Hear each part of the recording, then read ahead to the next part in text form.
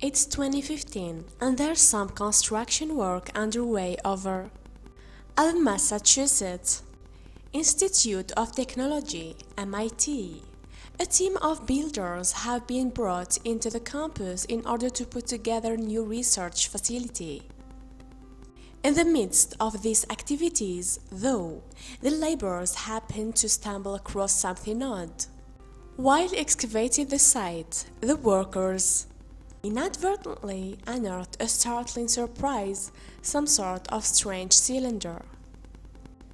At a glance, it appears to be made out of glass. Perhaps it's a component of the utility network that runs throughout the campus.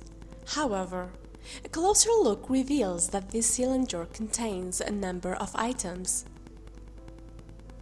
With the container now out in the open, the university staff now have an opportunity to take a look at it for themselves. It doesn't take too long for the penny to drop as to what it's they are looking at. Essentially, it becomes clear that the cylinder is a time capsule. The 1989 edition of the Oxford English Dictionary defines a time capsule as a container used to store for posterity selection of objects, thought to be representative of life at a particular time. But why would anyone ever set out to make such a thing? Well, if a time capsule is organized appropriately, it can be an effective means of communicating with the future. In other words, people from one period can stow away items they think may help people in the future to understand what life was like in the past. Moreover, anyone can put a time capsule together, from large organizations down to individuals. There's even a group that's been specifically created to deal with all matters related to time capsules. Appropriately named the International Time Capsule Society, this organization was set up in 1990. In essence, it aims to study and record all of the types of time capsules which are littered across the globe. A time capsule can contain pretty much anything within reason. For instance, one famous example relates to the TV show MASH. In 1983, people working on the series stashed away a time capsule holding objects and clothing associated with the series. The container is reportedly buried somewhere on the 20th Century Fox parking lot in Los Angeles. Another famous time capsule is located in the United States Capitol building in Washington, D.C. Here, a container full of coins, historical documents, and newspapers was buried underneath a cornerstone during extension works in 1851. This capsule is said to have remained there right up to this very day. Another famous American time capsule actually went missing before it ever had the chance to be hidden away. You see, back in the mid-1970s, there was a plan to have millions of Americans sign parchments which would then be buried away for future generations. Some 22 million people contributed to this project, including President Gerald Ford, but the pages of signatures were seemingly stolen. Another mystery surrounding a time capsule relates to a container full of audio recordings, the foundation stone of the gramophone company's factory in Hayes. England contained recordings of opera singer Nellie Melba. The container was later removed, but disappeared before it could be buried again. So, as we've seen, it's far from certain that a time capsule will be recovered again in future. It might go missing, or it's entirely possible that its burial place may simply be forgotten. In fact, the International Time Capsule Society actually keeps a list of known capsules that have never been recovered. Time capsules can be found all over in the world, but one location in particular is known to be home to quite a few. In fact, the MIT campus is said to be the site of several containers at various spots around the site. In fact, there are reportedly no less than 8, and there could well be more. One example of an MIT time capsule can be traced back to 1999. That year, the institution's Laboratory for Computer Sciences stowed away a container which held snippets of history related to the Internet. These contents were secured by a cryptography puzzle designed by an MIT professor that was intended to keep it hidden for decades. However, technology has moved quickly over the last 20 years. So, with that in mind, in 2019, a programmer by the name of Bernard Farbot finally figured out how to crack the code. Having done so, he managed to gain access to the time capsule's contents well before it was thought possible. This MIT time capsule was stuffed full of items related to the Internet and its origins, for instance, an outline for the World Wide Web. Written by its creator Tim Berners-Lee in 1992, was placed in the vessel. This document essentially broke down how Berners-Lee's information system was going to work. This time capsule also housed the first thing that the Microsoft company ever made. This was something known as the Basic Interpreter. Produced in 1975, allowed for easier use of a computer called the Altair. The Altair was among the very first wave of personal computers that people could work on at home. Also inside the time capsule were instructions for using a program called VisiCalc. This, in a sense, was the first ever spreadsheet software and was created by two men associated with MIT itself, Dan Bricklin and Bob Frankston. This software is said to have inspired Microsoft to go on and create Excel. There was also a paper inside the time capsule which dated from 1978. This document detailed the foundations of something known as RSA encryption algorithms. This, essentially, is what allows for e-commerce to take place today. There was also a paper from 1962 that laid out a system for various people to use the same computer at the same time. This time capsule related to the Internet's history is, as we've mentioned, just one of many scattered around MIT. Some of these are said to be hidden well away, while others are plain to see. There's one, for example, which was placed beneath an enormous magnet some 8 decades ago. Another capsule was stowed away in 1957 as a means of marking the launch of a new laboratory. It was meant to stay hidden for an indeterminate period of time. But this was the one that accidentally resurfaced again in 2015, building works for a new facility on the MIT campus led to the vessel being discovered.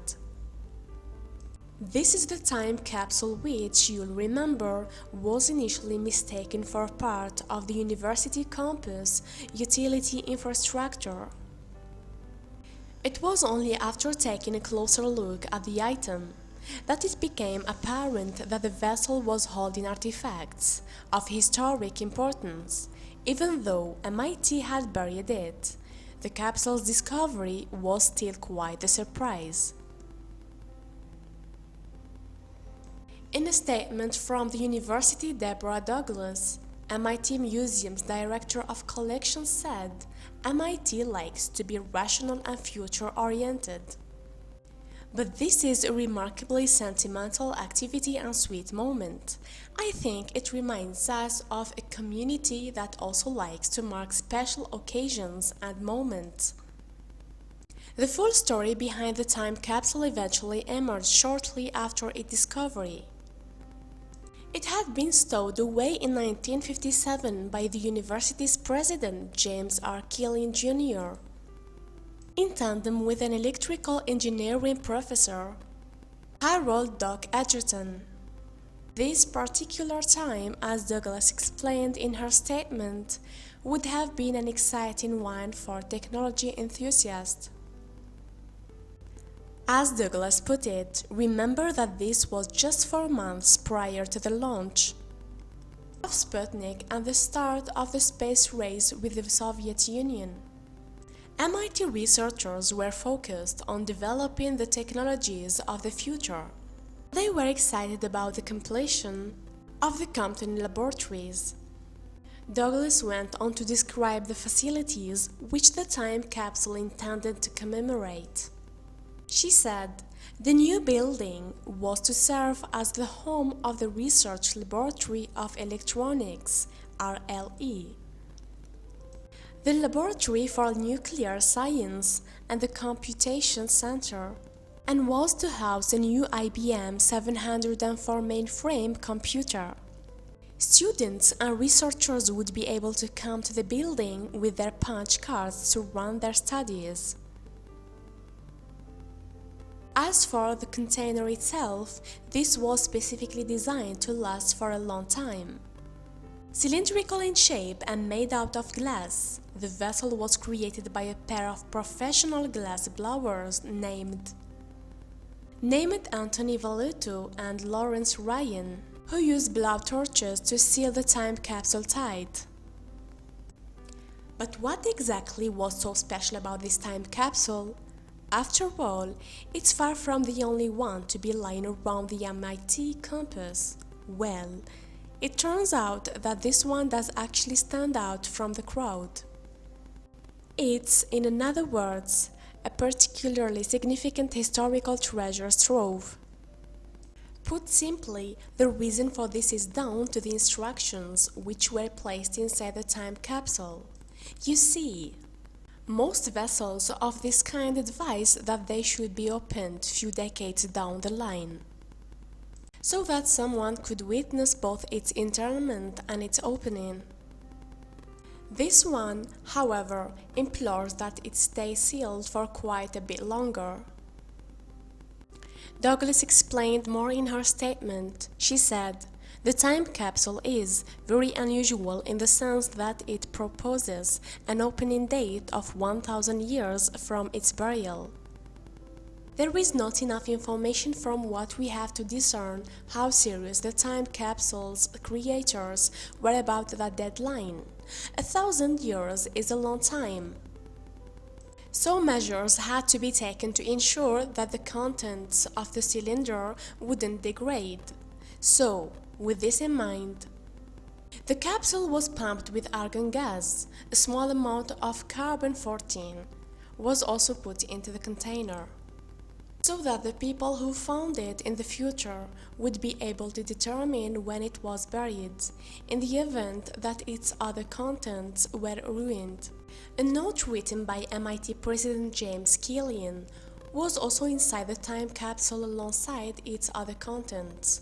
The note, written in 1957, explained that the vessel contained documents and mementos, which tell something of the state of science, technology, and education, and more specifically, the state of the Massachusetts Institute of Technology. There were also a range of everyday objects inside the container. For example, there was an MIT mug dedicated to the class of 1957, a number of coins, an empty tonic bottle, and a vial of penicillin. Deborah Douglas has suggested that this time capsule is representative of a more reflective side to MIT. It clearly shows that the institution is proud of its past and hopes to preserve it. Douglas said, "Normally our conversation with the future is through the things we invent or the discoveries we make." Douglas continued, "We don't very often write actual letters, seal up boxes of memories, or create a hope chest for the future. But for all the sweetness and sentimentality of the time capsule, MIT does care passionately about the future, making this a lovely reminder of a quality the Institute is best known for." However, despite the fact that it was a pleasant surprise, the finding of the time capsule has interfered with its creators' plan. They intended it to be opened after 1,000 years, but it's only been a few decades since it was hidden away. Thankfully, the container has remained sealed the entire time. In fact, we only know about what's inside because of documents itemizing it. Now, the time capsule has reportedly been placed underground once again, somewhere on the MIT campus. The staff responsible for its reburial have also declared that more clear records of the capsule will be kept so that's not accidentally disturbed again. Hopefully, then, it may make it to the year 2957 as originally intended. But what exactly did the people who buried the time capsule in the first place expect of the future? Well, if we consider the note inside the vessel written by MIT President James Killian, we might get a better idea. This message began, "To those who have come after us, greetings." Killian then went on to express his perspective on what the future might hold. There is, after all, every chance that technology from 1957 will look absolutely archaic by 2957. Our knowledge, however, is built on what came before it. So it may well be interesting for people in the far-flung future to get a sense of how people from the middle of the 20th century thought. Killian wrote, "We cannot guess what the next millennium holds for the world or whether you will regard our age as one of science. But we are confident that you will have a greater understanding of the universe and that we will have made some contribution to that understanding. We wish you continued success in the pursuit of knowledge." The time capsule is a wonderful gesture towards future generations. As Deborah Douglas put it in her statement, it seems to reflect something about human nature.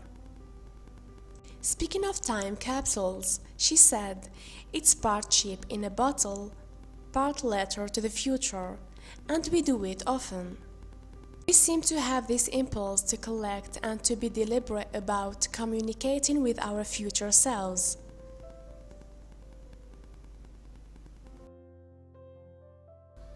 Thank you for watching, and don't forget to subscribe.